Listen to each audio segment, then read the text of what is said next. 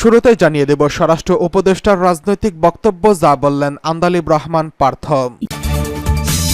জানিয়ে দেব আওয়ামী লীগ এখন ডুবে যাওয়া জাহাজ, বলছেন সৈয়দ ইমরান সালেহ প্রিন্স। এদিকে সচিবদের সঙ্গে বৈঠক, মন্ত্রণালয়গুলোর কাজ দ্রুত চালু করার নির্দেশ প্রধান উপদেষ্টার। সর্বশেষ রয়েছে, শপথ নিলেন আপিল বিভাগের 4 বিচারপতি।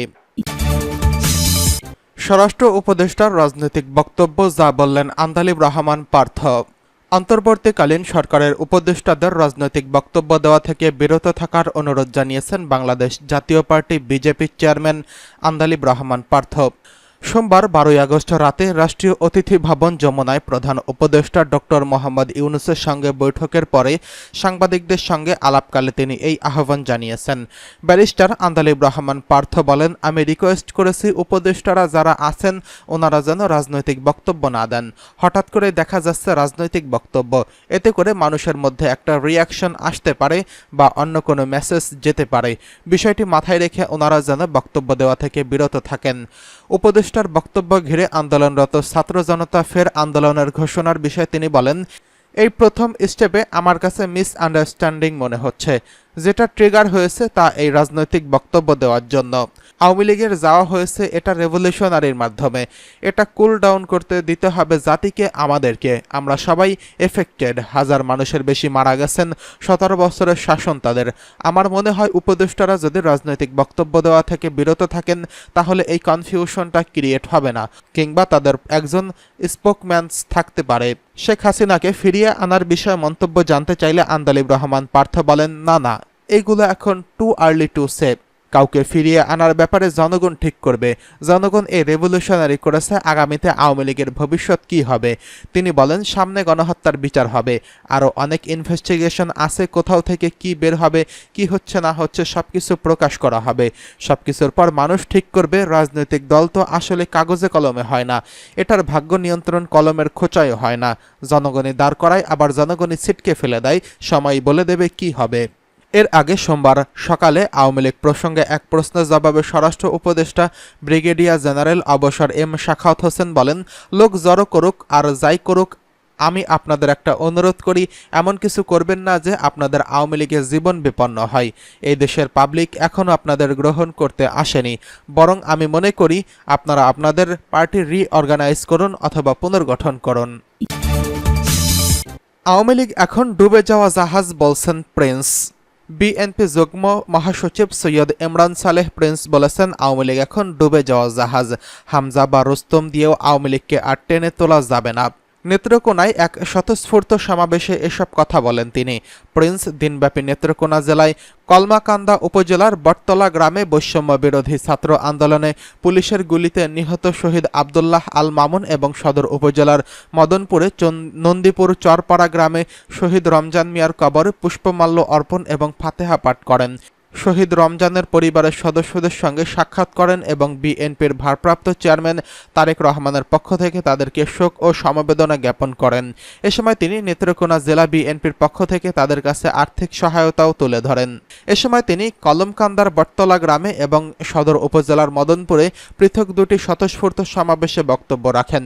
সমাবেশে তিনি শহীদ মামুন ও শহীদ রমজান সহ ছাত্র জনতার আন্দোলনে নিহত সবার প্রতি গভীর শ্রদ্ধা নিবেদন করে বলেন, তাদের আত্মত্যাগ এই রক্তের বিনিময়ে স্বৈরাচারী হাসিনার পতন হয়েছে এবং দেশ গণতন্ত্রের পথে নতুন করে যাত্রা শুরু করেছে। তাদের আত্মত্যাগ জাতির ইতিহাসে স্বর্ণাক্ষরে লেখা থাকবে। তিনি সকলকে সতর্ক থাকার আহ্বান জানিয়ে বলেন, জনগণের বিজয় ছিনিয়ে নিতে দেশ বিদেশে ষড়যন্ত্র শুরু হয়েছে। পতনের পর ভারতে পালিয়ে যাওয়া শেখ হাসিনা এবং তার ছেলে সজীব ওয়াজেদ জয় সহ আওয়ামী নেতাকর্মীরা অতি বিপ্লব ঘটানোর চক্রান্ত করছে। প্রিন্স আরও বলেন, গণবিপ্লবে পতন ঘটলেও বিদেশি শক্তির উপর দায় দিয়ে শেখ হাসিনা আবারও জনগণকে অপমান করলেন। বিদেশি শক্তির উপর ভর করে 15 বছর অবৈধভাবে ক্ষমতায় থেকে এখন তার শোচনীয় পতনের জন্যও বিদেশি শক্তিকে দায়ী করছেন। সেন্ট মার্টিন বঙ্গোপসাগরের সাজানো গল্প জনগণ এখন আর বিশ্বাস করে না, কারণ জনগণই গণবিপ্লব রচনা করে আওয়ামী লীগ সরকারকে ক্ষমতাচ্যুত করেছেন।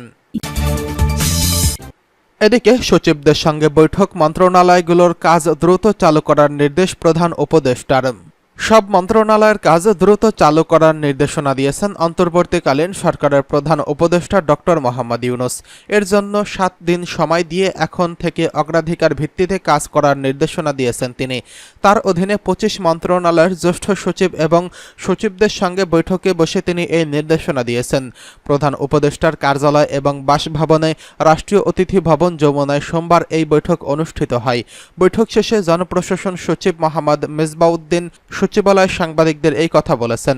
এই সময় সাংবাদিকদের বিভিন্ন প্রশ্নের জবাব দেন তিনি। মেজবাউদ্দিন চৌধুরী বলেন, প্রধান উপদেষ্টার সঙ্গে অনেক বিষয় নিয়ে আলোচনা হয়েছে। যারা পিএসসি থেকে বিসিএস এর সুপারিশ প্রাপ্ত হয়েছিলেন ২৮ থেকে ৪২ ব্যাচের, তাদের বিষয়গুলো উপস্থাপন করা হয়েছে। আশা করছি অল্প সময়ের মধ্যে তাদের বিষয়ে প্রতিকার আসবে। এক প্রশ্নের জবাবে মেজবাউদ্দিন বলেন, আগামী ১৫ই আগস্ট জাতীয় শোক দিবসের পালন এবং এই দিন সরকারি ছুটি থাকবে কিনা এই পর্যন্ত এ বিষয়ে কোনো সিদ্ধান্ত আসেনি।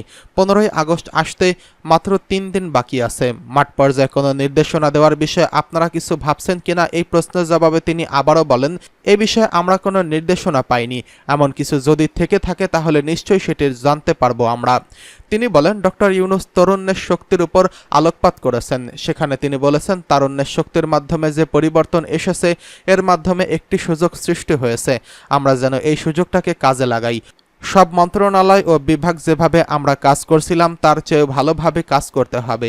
আমরা যেন প্রতিটি মন্ত্রণালয় ও বিভাগকে কাজগুলো বাস্তবায়ন করতে পারি, এ বিষয়ে তিনি সরাসরি নির্দেশনা দিয়েছেন। মূলত যেসব মন্ত্রণালয় ও বিভাগ প্রধান উপদেষ্টার সঙ্গে আছে, সরাসরি আমরা কিভাবে নথি উপস্থাপন করব, কিভাবে নির্দেশনাগুলো গ্রহণ করব, মূলত এসব বিষয়ে আলোচনা হয়েছে। সচিবদের সুযোগ সুবিধা অসুবিধা নিয়ে প্রধান উপদেষ্টার সঙ্গে কোনো আলোচনা হয়নি। পদোন্নতি বঞ্চনা ইস্যুতে সাংবাদিকদের এক প্রশ্নের জবাবে মেজবাউদ্দিন চৌধুরী বলেন, এই বিষয়গুলো প্রধান উপদেষ্টার কাছে উপস্থাপন করা হয়েছে। জনপ্রশাসন মন্ত্রণালয় থেকে ১৫ ও ১৬ বছরে যেসব বিসিএস ব্যাচে যারা পদোন্নতি হয়েছেন তাদের বিষয়গুলো সহানুভূতির সঙ্গে বিবেচনা করা হবে। এদিকে আজ শপথ গ্রহণ করলেন আপিল বিভাগের ৪ বিচারপতি। শপথ নিলেন আপিল বিভাগের নিয়োগ পাওয়া ৪ বিচারপতি। মঙ্গলবার সকাল 10:30টায় জাজেস লাউঞ্জে এই ৪ বিচারপতিকে শপথ বাক্য পাঠ করান প্রধান বিচারপতি সৈয়দ রেফাত আহমেদ। এ সময় শপথ নেন বিচারপতি জোবার রহমান চৌধুরী, বিচারপতি সৈয়দ মোহাম্মদ জিয়াউল করিম, বিচারপতি মোহাম্মদ রেজাউল হক এবং বিচারপতি এস.এম. এমদাদুল হক। এর আগে সোমবার হাইকোর্টে বিচার বিভাগের ৪ বিচারপতিকে আপিল বিভাগে নিয়োগ দেন রাষ্ট্রপতি। নিয়োগের প্রজ্ঞাপনে বলা হয়, সংবিধানের ৯৫ অনুচ্ছেদ প্রদত্ত ক্ষমতা বলে হাইকোর্ট বিভাগের ৪ জন বিচারককে শপথ গ্রহণের তারিখ থেকে আপিল বিভাগের বিচারক নিয়োগ করেছেন। এই নিয়োগ শপথের দিন থেকে কার্যকর করা হবে। গত শনিবার ১০ই আগস্ট দুপুরে প্রধান বিচারপতি ওবায়দুল হাসান বৈষম্য বিরোধী ছাত্র আন্দোলনের দাবির মুখে পদত্যাগ করেন আপিল বিভাগের আরও ৫ বিচারপতি। এদিন হাইকোর্টের বিভাগের বিচারপতি সৈয়দ রেফাত আহমেদ প্রধান বিচারপতি হিসেবে নিয়োগ দেন রাষ্ট্রপতি। পরদিন দুপুরে তাকে শপথ পড়ান এই রাষ্ট্রপতি।